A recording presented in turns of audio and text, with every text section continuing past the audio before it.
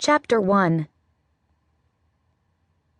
Denny Thurman stuck the black wig on his head, pulling it snug above his ears.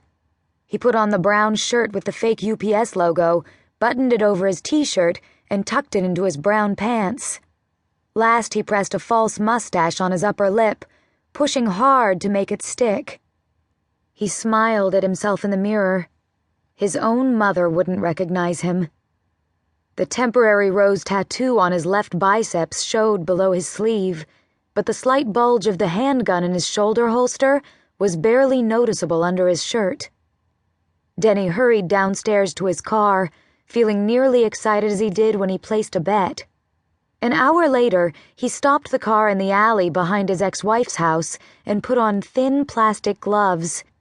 He got out, but left the engine running in case he needed to drive away quickly.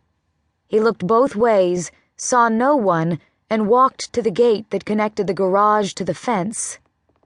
He reached over the top of the gate, feeling for a latch. Good. No lock. He opened the gate and stepped into the yard. One hand rested in his pants pocket, the fingers wrapped around a small plastic bag containing a piece of broiled steak. With luck, the dog would come to him without the bribe. If that happened, Denny would have a steak sandwich for dinner tonight. He wished he could remember the dog's name, but Denny had never paid attention to the dog. He didn't care for animals, and 6 years was a long time. By now it might be a different dog. Denny's eyes swept across the small yard. Neatly mowed grass, a swing set, sunbursts of yellow tulips in full bloom, a bird feeder and bird bath. No dog, though. Surely Anita would have a dog.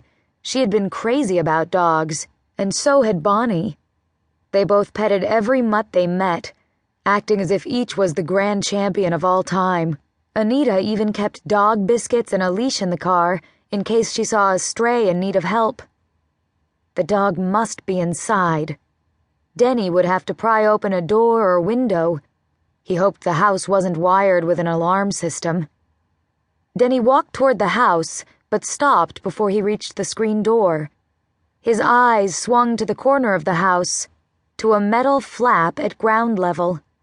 A dog door. If he could coax the dog out the door, he wouldn't have to break in after all, and wouldn't risk setting off an alarm. Denny stood outside the dog door and whistled. "Here, dog," he called. "Come get your steak." He whistled again. When no dog appeared,